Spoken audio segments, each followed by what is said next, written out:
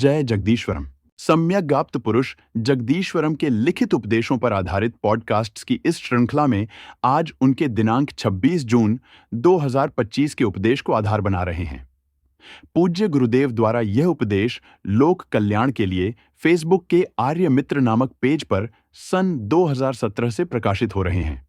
जैसा कि हमने पहले भी स्पष्ट किया है कि यह पॉडकास्ट गुरुदेव के गूढ़ एवं गहन उपदेशों को समझने की दिशा में केवल एक प्रयास है तथा ऐसे किसी भी प्रयास में गलती होने की संभावना तो रहती ही है। अतः सुधी दर्शक श्रोता गणों से अनुरोध है कि वे इस पॉडकास्ट को सुनते समय अपने विवेक का प्रयोग अवश्य करें तथा किसी भी शंका समाधान के लिए फेसबुक पर जगदीश्वरम के आर्य मित्र नामक पेज पर दिए मूल उपदेश को अवश्य पढ़ें। आर्य मित्र पेज का लिंक डिस्क्रिप्शन में दिया जा रहा है। नमस्कार। आज हम जगदीश्वरम के विचारों की गहराई में उतर रहे हैं जी। खास तौर पे उनके 26 जून 2025 के उपदेशों से। हाँ।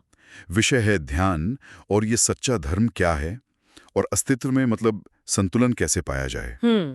इन उपदेशों में सम्यक सद्धर्म की बात की गई है जी, जिसे एक तरह से प्राकृतिक या सनातन धर्म भी कहा है। बिल्कुल। तो चलिए मिलकर समझते हैं कि ध्यान की प्रक्रिया असल में है क्या। ये जानने वाले का भाव, ये ज्ञाता भाव, क्या ये महज एक भ्रम है और सच्चे धर्म की असली प्रकृति क्या है।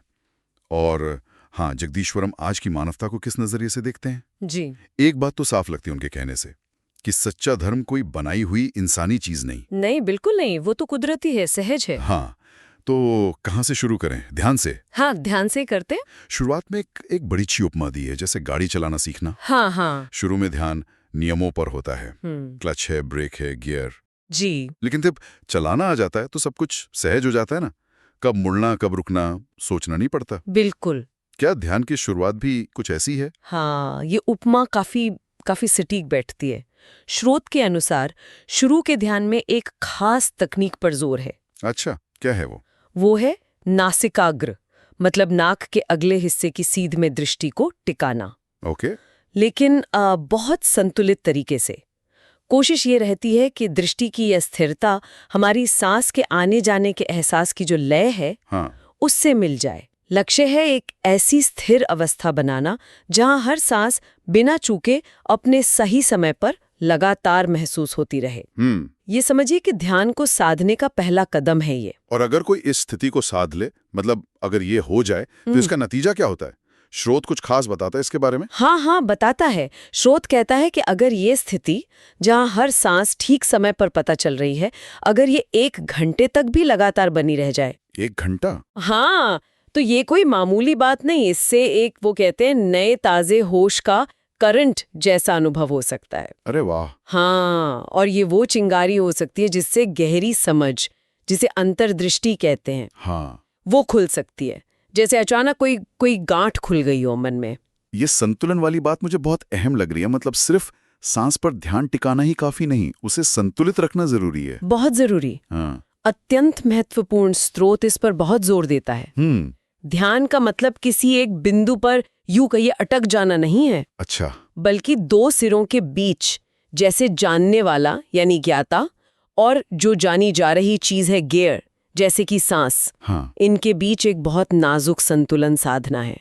अगर हम किसी एक तरफ ज्यादा झुक गए तो स्रोत कहता है हम गिर जाते हैं। मतलब ध्यान की उस सहज अवस्था से भटक जाते हैं। वो जो स्थिर शांत अवस्था है ना, हाँ, वो इसी बीच के रास्ते पर, इसी माध्यमिक संतुलन पे ही टिक पाती है। जैसे ही ये संतुलन बिगड़ा तो हम वापस मतलब भटक गए। हाँ, बिल्कुल। वापस वो जो सापेक्षता का दबाव है उसमें आ जाते हैं। अच्छा, ध्यान में संतुलन की बात तो समझ आई, पर ये संतुलन बिगड़ता किस चीज से? यही शायद वो ज्ञाता भाव का जिक्र आता है ना, ये सोच की मैं जान रहा हूँ। सही पकड़ा आपने, बिल्कुल। स्रोत कहता है कि ये भाव ही समस्या की जड़ है। हाँ, यही बात और गहरी और थोड़ी चौंकाने वाली हो जाती है। अच्छा। स्रोत का कहना है कि ये जो जानने वाला होने का एहसास है, जिसे ज्ञाता भाव कहा, हाँ। ये हमारी मूल शुद्ध चेतना या जागरूकता से पैदा नहीं होता। नहीं, उस शुद्ध जागरूकता को स्रोत ज्ञान मात्र कहता है। मतलब सिर्फ जानना बिना किसी जानने वाले के। हाँ, बिना किसी जानने वाले के। ज्ञाता भाव तो एक रिलेटिव नजरिए से, एक सापेक्षिक दृष्टिकोण से, जिसे स्रोत अपेक्षिक दृष्टिकोण कहता है, उससे पैदा होता है। ये ज्ञान मात्र और ज्ञाता भाव में जो फर्क है इसे थोड़ा और साफ करेंगे। मतलब अगर जानने वाला है ही नहीं तो फिर ये जानने का अनुभव कैसे हो रहा है? देखिए, श्रोत ज्ञान मात्र को एक सहज, बिना किसी कोशिश वाली उपस्थिति बताता है। इसके लिए एक खास शब्द इस्तेमाल किया है, निमित्त मात्र बस उपस्थित भर होना। निमित्त मात्र बस उपस्थित भर होना। हाँ, इसमें कोई कर्तापन नहीं है, कोई मैं हूं का भाव नहीं है। क्यों नहीं है? क्योंकि मैं हूं कहने के लिए एक दूरी चाहिए, एक अंतराल चाहिए जानने वाले और जानने की क्रिया के बीच। अच्छा। ज्ञान मात्र में ये अंतराल है ही नहीं, वो बस एक अक्रिय साक्षी जैसी अंतराल रहित उपस्थिति है। जबकि ज्ञाता भाव तभी उपजता है जब हम इस सहज उपस्थिति से हटकर खुद को एक अलग जानने वाले के रूप में देखते हैं। ओह, ये तो सचमुच सोचने वाली बात है। और इसी कड़ी में स्रोत गीता, पुराण जैसे ग्रंथों पर भी टिप्पणी करता है। उनका कहना है कि उनमें जो अहंकार वाली बातें हैं वो इसी ज्ञाता भाव से जुड़ी हैं। हाँ, स्रोत का तर्क यही है कि इन ग्रंथों में कई बार जो अहम मान्यता दिखती है, जैसे ईश्वर या किसी ऋषि का ये कहना कि मैं करता हूं या मैं ही सब कुछ हूं। हाँ, ऐसे दावे हैं। तो स्रोत कहता है कि ये दावे ज्ञान मात्र की स्थिति से नहीं किए जा सकते। ये तभी संभव है जब बोलने वाला खुद को एक ज्ञाता या कर्ता मान रहा हो। अच्छा। यानी वो अपेक्षित दृष्टिकोण में स्थित हो। ज्ञान मात्र में तो मैं कहने के लिए जरूरी वो दूरी ही नहीं है। इसलिए स्रोत इसे ईश्वर के वास्तविक स्वरूप की, जो शायद ज्ञान मात्र जैसा ही है, उसकी अवमानना मानता है। लेकिन एक मिनट, यहाँ ये साफ करना जरूरी है, स्रोत ईश्वर के मूल तत्व का खंडन नहीं कर रहा। ये अर्थ का खंडन नहीं कर रहा। वो सिर्फ उन धार्मिक ग्रंथों में जो आरोपित एक मिथ्या दृष्टिकोण वाला ईश्वर है, हाँ, मतलब मानवीय गुणों से भरा, अहंकार वाला, उस अवधारणा का खंडन कर रहा है। ठीक है, ये स्पष्टीकरण जरूरी था। पर ये ज्ञाता भाव का भ्रम, क्या इसका असर सिर्फ हमारे धार्मिक विचारों पर ही पड़ता है या ये और भी गहरा है? स्रोत के अनुसार इसका असर बहुत बहुत व्यापक और गहरा है। ओह, ये सिर्फ धार्मिक मान्यता तक सीमित नहीं है। इसी ज्ञाता भाव के दबाव में, इसी सापेक्षिक दृष्टिकोण के कारण ही हमें स्थान और समय अलग अलग महसूस होते हैं। अच्छा। हाँ, दूरी और गति का भ्रम पैदा होता है। यहाँ तक कि पदार्थ, मतलब द्रव्यमान और ऊर्जा की जो सापेक्षता है, हाँ, आइंस्टीन वाली, हाँ, वो भी इसी बुनियादी भ्रम पर टिकी है, ऐसा स्रोत का मानना है। स्रोत का दावा तो बहुत बड़ा है। वो कहते हैं असल में ज्ञाता है ही नहीं। क्या? ज्ञाता है ही नहीं? हाँ, ये है ही नहीं। ये सिर्फ अज्ञान, मतलब अविद्या के कारण उस मूल उपस्थिति पर, जिसे निमित्त कहा, हाँ, उस पर एक थोपा हुआ विचार मात्र है, एक आरोप है। वाह, ये तो हिला देने वाला विचार है। जानने वाला है ही नहीं। अगर ऐसा है तो क्या इसका मतलब ये है कि हमारा कोई वजूद ही नहीं? क्या हम मतलब शून्य है? नहीं नहीं, बिल्कुल नहीं। स्रोत तुरंत ये साफ करता है। अच्छा। ज्ञाता नहीं होने का मतलब ये नहीं कि अस्तित्व ही नहीं है। हमारा मूल स्वरूप शून्य नहीं है। तो फिर क्या है? स्रोत के अनुसार हमारा अस्तित्व हमेशा से है और हमेशा रहेगा। लेकिन किस रूप में? हाँ, किस रूप में?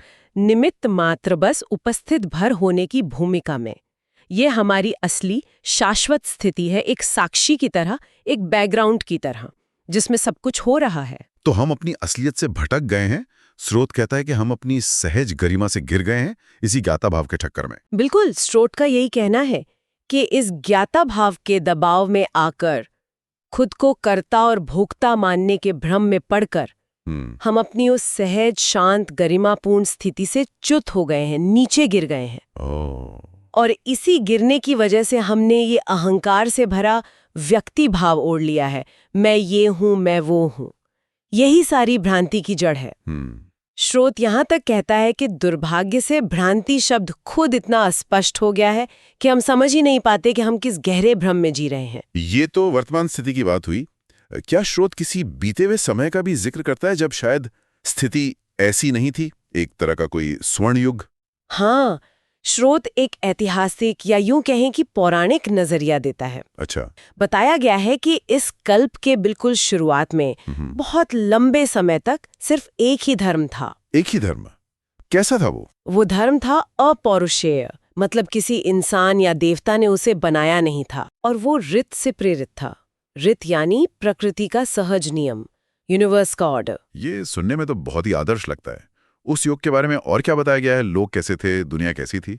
स्रोत एक बहुत ही आकर्षक तस्वीर पेश करता है।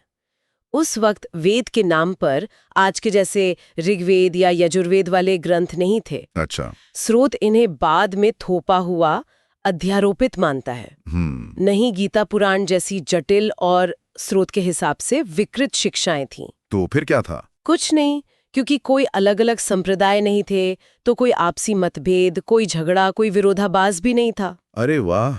जैसा आज धर्म के नाम पर दिखता है ना, वैसा कुछ नहीं। लोग बहुत सीधे सच्चे, सरल और सहज थे। उनके जीवन में जटिलता थी ही नहीं। वे शांत और स्थिर रहते थे और सीधे अपने अंदर की जो सहज प्रवृत्ति है, सहज स्वभाव, उसी से चलते थे। और दुनिया कैसी थी? पर्यावरण वगैरह? दुनिया भी वैसी ही पवित्र थी। स्रोत कहता है, पृथ्वी पर कोई प्रदूषण नहीं था, हर तरफ ताजगी थी, हवा, पानी सब शुद्ध। काश! हाँ, फलों और खाने की चीजों में उनका असली नैसर्गिक स्वाद था, आज की तरह मिलावटी या बेस्वाद नहीं। और क्योंकि माहौल इतना शुद्ध और जीवन इतना सहज था, तो कोई बीमारियां नहीं थी। लोगों की उम्र बहुत बहुत लंबी हुआ करती थी। अच्छा। और समाज? समाज में वर्ण, गोत्र जैसे विभाजन भी नहीं थे। स्रोत का मानना है कि ये सब भेदभाव बाद में आए। किसके बाद? इन्हीं तथाकथित धार्मिक ग्रंथों के अध्यारोपण के बाद समाज में पैदा हुए। ये तो वाकई आज की दुनिया से बिल्कुल उल्टी तस्वीर है। आज तो तनाव, अशांति, बीमारियां, प्रदूषण, धार्मिक झगड़े, मतलब यही सब हावी लगता है। बिल्कुल। स्रोत इसी कंट्रास्ट को, इसी विरोधाभास को दिखाता है। आज मनुष्य भयंकर तनाव, बेचैनी, दुविधा, भ्रम में जी रहा है। हाँ, ये तो है। बाहर से इतनी जटिलता थोप दी गई है, इतने नियम, इतने सिद्धांत, इतने मत, कि उसे वो सीधा, सरल, सहज रास्ता दिख ही नहीं रहा। हमेशा से मौजूद है। धर्म के नाम पर कट्टरता, संप्रदायवाद, नफरत, कड़वाहट फैली हुई है। सही बात है। आज इंसान अपनी सहज प्रवृत्ति से नहीं, बल्कि वैश्कृतिक बुद्धि से चल रहा है। वैश्कृतिक यानी विकृत, प्रकृति से हटी हुई बुद्धि। तो इस स्थिति से निकलने का रास्ता क्या बताया गया है? क्या स्रोत ये जो लोक मान्यताएं हैं, इन्हें छोड़ने की बात करता है? हाँ, स्रोत बार बार चेतावनी देता है, लोक दृष्टि से सावधान रहो। लोक दृष्टि मतलब दुनिया की आम मान्यताएं, सुनी सुनाई बातें, परंपराएं, विश्वास। अच्छा। स्रोत कहता है कि इनसे मोहभंग होना, इनका सम्मोहन टूटना बहुत जरूरी है। जब तक हम दुनिया की नजरों से ही दुनिया को देखते रहेंगे, तब तक फंसे रहेंगे। इस लोक दृष्टि का अतिक्रमण करना होगा, इसे पार करना होगा। अच्छा। तभी लोकोत्तर मोक्ष का, यानी दुनियावी दुख और भ्रम से आगे की मुक्ति का रास्ता साफ हो सकता है। ये हमें सोचने पर मजबूर करता है कि हम अपनी मान्यताओं पर, अपनी कंडीशनिंग पर कितना सवाल उठाते हैं। बिल्कुल। और क्या जगदीश्वरम दूसरे दर्शनों या विचारों पर भी कोई टिप्पणी करते हैं, जैसे बौद्ध या वैदिक दर्शन? हाँ, करते हैं। स्रोत पौराणिकों और खुद को वैदिक कहने वालों की, जैसे आर्य समाजी वगैरह, उनकी युग कल्प आदि की जो जटिल गणनाएं हैं, उनकी आलोचना करता है। साथ ही बौद्ध दर्शन का जो एक मुख्य सिद्धांत है, प्रतीत्य समुत्पाद। हाँ, डिपेंडेंट ओरिजिनेशन, कार्य कारण श्रृंखला। हाँ, उसी की। तो स्रोत उसे भी अधूरा बताता है। अधूरा क्यों? उनका कार्य कारण का सिद्धांत तो काफी लॉजिकल लगता है। स्रोत का तर्क ये है कि बौद्ध दर्शन निमित्त की भूमिका को नजरअंदाज कर देता है। निमित्त मतलब वही निमित्त मात्र, बस उपस्थित भर होना। हाँ, वही, वो मूल अक्रिय उपस्थिति जिसके आधार पर सारी क्रियाएं होती हैं, लेकिन जो खुद क्रिया में भाग नहीं लेती। अच्छा। इसे समझाने के लिए पानी बनने का एक सांकेतिक उदाहरण दिया है स्रोत ने। क्या उदाहरण है? कि जैसे हाइड्रोजन और ऑक्सीजन के अणु मौजूद हों और उनके बीच बिजली की सिर्फ उपस्थिति हो। सिर्फ उपस्थिति? हाँ, सिर्फ उपस्थिति, तो पानी H2O बन जाता है। बिजली खुद पानी का हिस्सा नहीं बनती, लेकिन उसकी उपस्थिति के बिना H2 और O मिलके पानी नहीं बन सकते। दिलचस्प। लेकिन यहाँ ये ध्यान रखना जरूरी है कि स्रोत इसे कोई पूरी साइंटिफिक तुलना नहीं मानता। हाँ, ये समझना जरूरी है। ये सिर्फ निमित्त या वो जो आधारभूत उपस्थिति है, उस कॉन्सेप्ट को समझाने के लिए एक इशारा भर है। ठीक है। तो बौद्ध दर्शन स्रोत के अनुसार इस आधारभूत उपस्थिति को स्वीकार नहीं करता, इसलिए उनका कार्यकारण का सिद्धांत अधूरा रह जाता है। तो न तो वैदिक या उपनिषद का आत्मवाद मतलब एक स्थायी आत्मा का सिद्धांत, हाँ, और न ही बौद्धों का अनात्मवाद कि कोई स्थायी आत्मा नहीं है। स्रोत इन दोनों को ही पूरी तरह सही नहीं मानता। बिल्कुल, स्रोत दोनों से सावधान रहने को कहता है। अच्छा, उनका कहना है कि ना तो एक स्थायी अपरिवर्तनीय आत्मा का विचार सही है, जैसा गीता उपनिषदों में कई बार समझाया जाता है, और ना ही कुछ भी स्थायी नहीं है, कोई आत्मा नहीं है का बौद्धिक विचार पूरी तरह सच है। तो सच कहाँ है? सच इन दोनों एक्सट्रीम्स के बीच में है, वो है माध्यमिक संतुलन। माध्यमिक संतुलन। हाँ, और ये संतुलन कहाँ टिकता है? उसी आधारभूत निमित्त मात्र बस उपस्थित भर रहने की अवस्था पर। वो वापस वहीं आ गए। हाँ, ये सहज उपस्थिति ही सारे कार्य कारण का, सारे अनुभवों का आधार है, लेकिन खुद ये जन्म मृत्यु के चक्र मतलब भवचक्र से पूरी तरह मुक्त है। क्यों? क्योंकि इसमें कर्तापन है ही नहीं। भवचक्र तो उस पर थोपे गए आरोपित कर्ता भाव और ज्ञाता भाव के दबाव से चल रहा है। जो बात यहाँ ध्यान खींचती है वो ये कि हमारी मूल प्रकृति तो अपने आप में मुक्त और शांत है।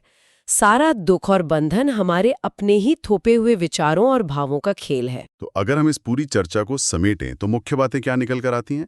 हमने देखा कि ध्यान सिर्फ एक तकनीक नहीं, ये संतुलन साधने की कला है। जी, ये जो मैं जानने वाला हूँ, ज्ञाता का भाव है, ये एक भ्रम है, ये सापेक्षिक नजरिए से पैदा होता है, हमारी मूल प्रकृति नहीं है। बिल्कुल। हमारा असली स्वरूप एक सहज भारहीन उपस्थिति है, निमित्त मात्र बस उपस्थित भर होना। स्रोत ने एक आदर्श अतीत का चित्र खींचा जहां सहजता और शांति थी, और उसकी तुलना आज की जटिल तनावपूर्ण दुनिया से की। जी। और अंत में पारंपरिक दर्शनों से, चाहे वो आत्मवाद हो या अनात्मवाद, उनसे परे हटकर एक मध्य मार्ग, एक माध्यमिक संतुलन का रास्ता सुझाया गया है। हाँ, जो इसी सहज उपस्थिति पर आधारित है। बिल्कुल। और जाते जाते एक विचार छोड़ जाते हैं, शायद ये स्रोत हमें इस बात पर गहराई से सोचने को उकसाता है कि अगर हमारा मूल अस्तित्व इतना सरल, इतना सहज, बस एक उपस्थिति मात्र है, तो फिर हमारे जीवन का ज्यादातर दुख, तनाव, संघर्ष, भ्रम, ये सब आता कहाँ से है? हाँ, ये बड़ा सवाल है। स्रोत इशारा करता है कि ये सब हमारी पहचानों, हमारे विश्वासों, हमारी सामाजिक कंडीशनिंग, इन सब बाहरी आरोपित परतों से उपजता है। तो सोचने वाला प्रश्न ये है, आज की इस भाग-दौड़ भरी जटिल जिंदगी के बीच इस निमित्त मात्र बस उपस्थित भर होने की जागरूकता को, इस सहज साक्षी भाव को जगाने का प्रैक्टिकल मतलब क्या हो सकता है? हाँ, रोजमर्रा की जिंदगी में ऐसे कैसे जिया जाए? बिल्कुल। और ये नजरिया हमारे स्वयं के बारे में, प्रगति के बारे में, जीवन के उद्देश्य के बारे में, जो हमारी पुरानी धारणाएं हैं, हाँ, उन्हें किस तरह चुनौती देता है? ये सवाल शायद हमें अपनी मान्यताओं को जांचने और एक ज्यादा सहज जीवन की संभावना तलाशने के लिए प्रेरित कर सकते हैं। भवतु सर्वमंगलम।